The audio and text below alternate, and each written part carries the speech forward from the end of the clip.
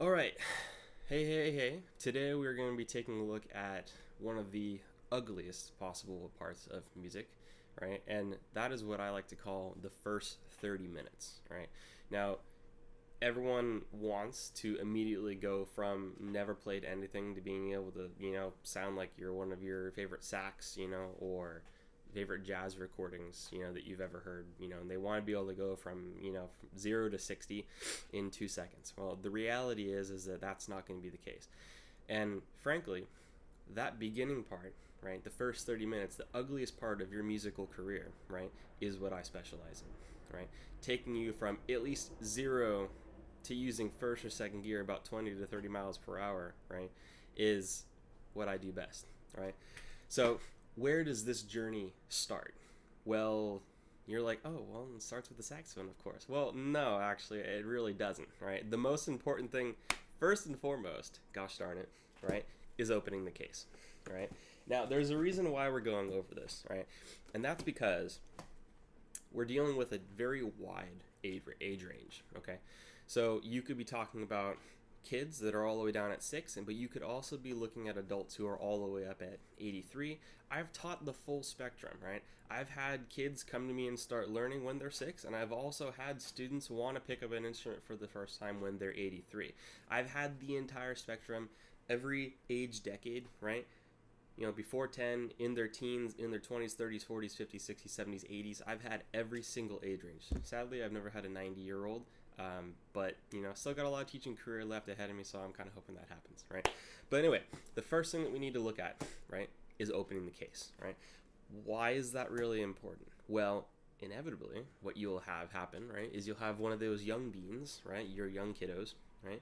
They're going to open their case, and they're going to open it upside down, right? So this is for all the parents who are watching, who are wanting to kind of get their young kiddo, right, into playing some kind of instrument. And this goes for every single instrument across the board, right? Saxophone definitely, like especially violin, maybe clarinet, oboe, all these things that have cases that are small and where the instrument is packed into one side of the case and then there's a lid. You want to make sure you're opening it right side up. A couple things to look for, right? Now, I wish I could say 100% of the time that if you can see the logo right here on top of the case, that's the top of the case and you should keep that side face up 100% of the time. Sadly, there are times where there are case repairs that are done and the logo is put on the wrong side. So I can't say that 100% of the time you'll be safe with this, right? Now, I can't actually, because of that, either say that the second option, right, which is looking at these two little brackets right here, right, I can't say that that's either going to be 100% of the time correct. However, that is the way it's supposed to work, right? So look for the logo, right? If it's a good case that hasn't been, completely destroyed and then repaired, most of the time the logo you're looking for is right here on top, right? And you want that to be facing up no matter what you're doing, right? The second one is that these two little brackets right here, you want them to be facing down, right? There's going to be the part that connects with the lid of the case, right? And that's the top portion. This would be open all the way, right? There's a top portion, right, that's grabbed onto. It's part of the lid. It's grabbed onto by the bracket, right? And so this little lip here that you can flip up and down, right, should always be pointing down toward the ground, right? Now, the case should also be, preferably, on the floor or on a chair or something like that. A lot of violin players have a tendency to put their violin cases on a chair. I'm going to say don't do that because, well, frankly, you're taking someone's chair, right? Your instrument is not above it all. Go ahead and just put it on the ground. It's fine, seriously. It'll be okay, right? Put the instrument on the ground. However, I have a chair right next to me, and I'm teaching how to do this, and it's convenient, so that's where I'm going to put it right there, right? So make sure those latches are pointing down. Make sure the logo is facing up. That's the first thing.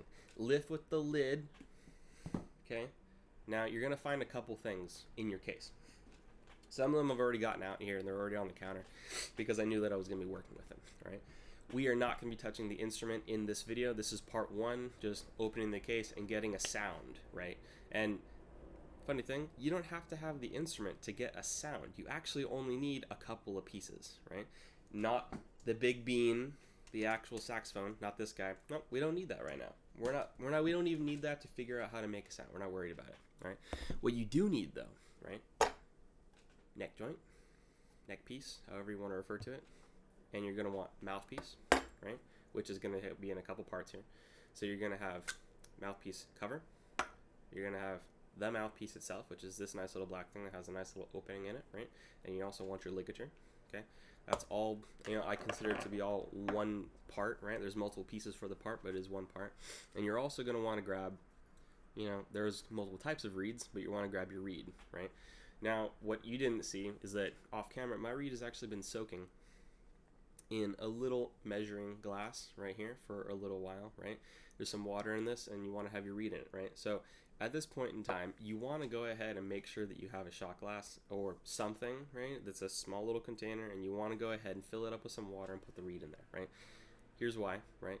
The reed needs moisture to vibrate properly, right? It needs moisture, right? Now, most teachers are just going to tell you, put that thing in your mouth, right, and just let it soak up your saliva, right, and you'll be fine. Now, 100% of the time, yes, you can do that.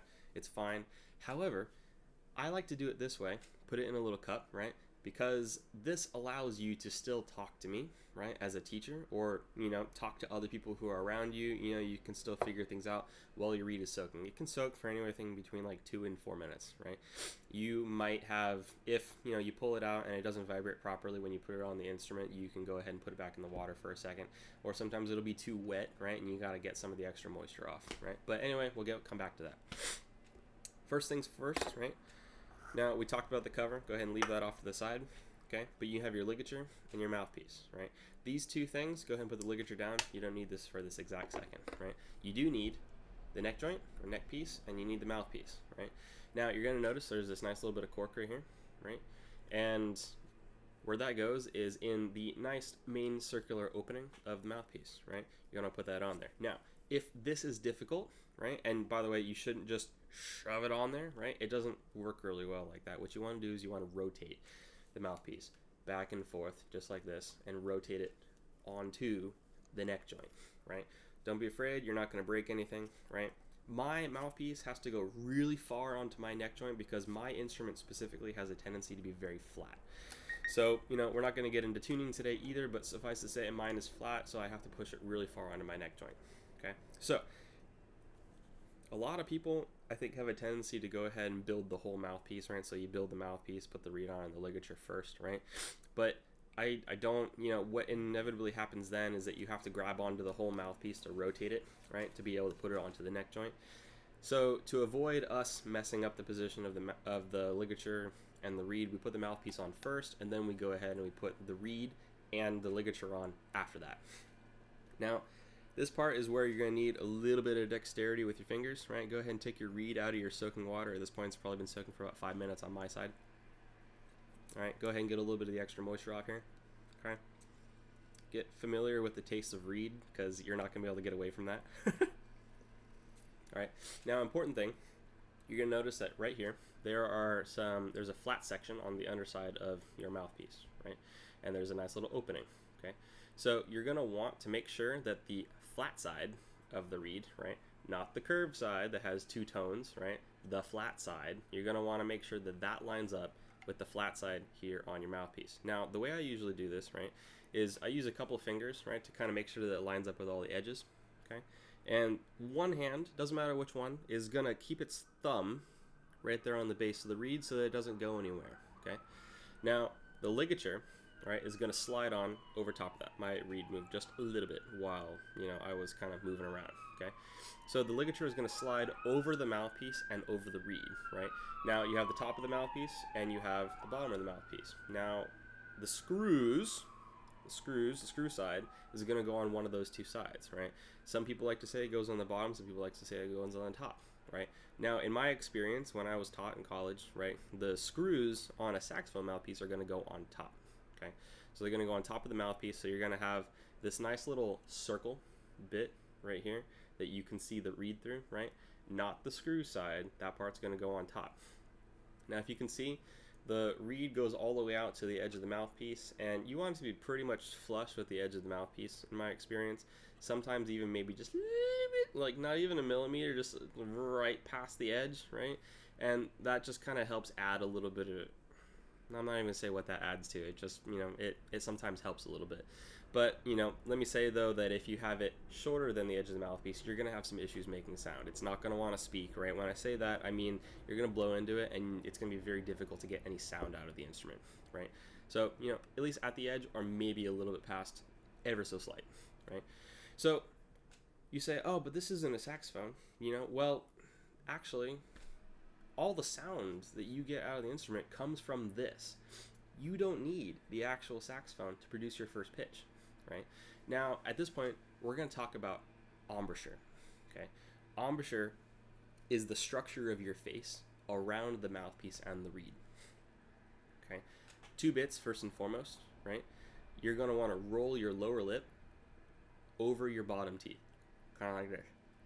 Right? So you're covering those bottom teeth, right? The bottom teeth never come in contact with the reed, right? This is also something that's debated in the saxophone community. However, I've had plenty of students that try to do the teeth on the reed, and it just doesn't work, and they can't control their tone very well, right? The lip needs to be in contact with the bottom reed, right? It's just better that way in my experience, right?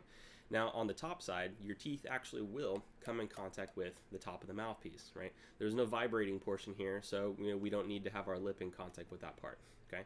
So it's going to look something kind of like this. Lower lip rolled in, like that. Rest the reed on top of that lip, like this. Put the teeth on top, okay? And then close up the mouth around it on the corners and the top, right? Now, the sound or the shape of your face should have something to do, right, with the sound like mom, right? Now, mom, probably the first right, in the word mom is what you want to go for, right? Now, if you notice, right, when I start that, it makes the corners of your mouth a little bit tighter, right? And you press your lips together, ma, right? That pressing together of the lips is kind of the first thing that we're going for, and then the corners of your mouth coming in, being a little bit tighter, is what helps prevent air leakage from the side of your mouth, okay? So those 2 main things. We put it all together, right? 3 steps. Rest the reed on your lower lip. That's rolled over your teeth. Teeth come on the top side. Teeth come down on top of the mouthpiece. Whole mouth forms around the mouthpiece and the reed and everything with the sound right? Let's put it together. Just like that. Right? Now, at this point, you're ready to go ahead and blow into the instrument, right? I'm going to emphasize something really carefully here, right? When you hold this, okay, the length of it from the mouthpiece to the end of the neck piece right here, right, is the length of the tubing for this instance, so it creates the pitch that we're going to get out of it, right?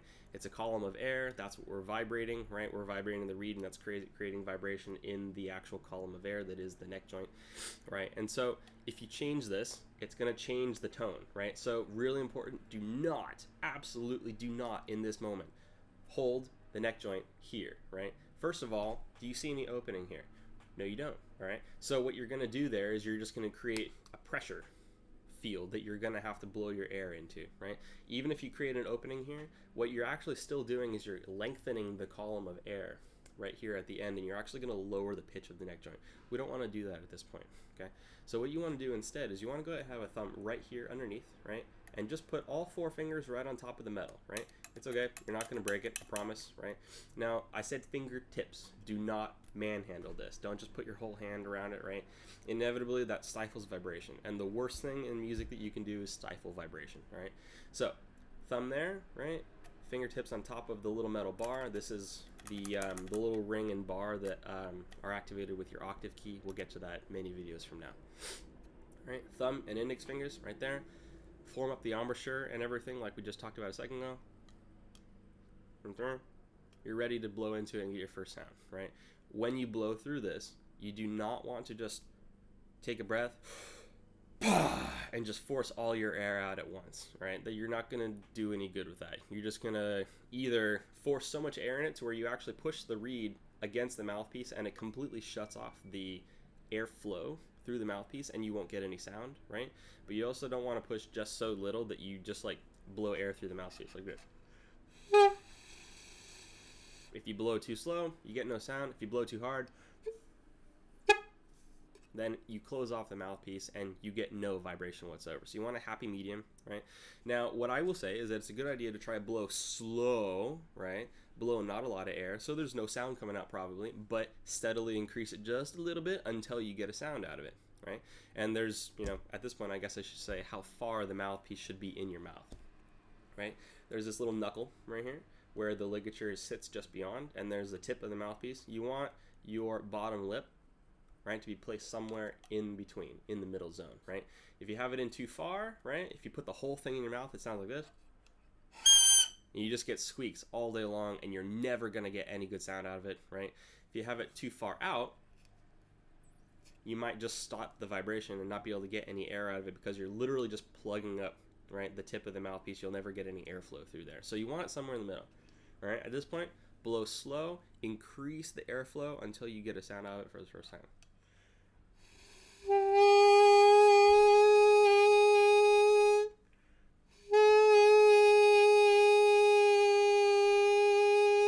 Right? At this point, we don't care what it sounds like. You're going to get a couple different things. It could sound like that.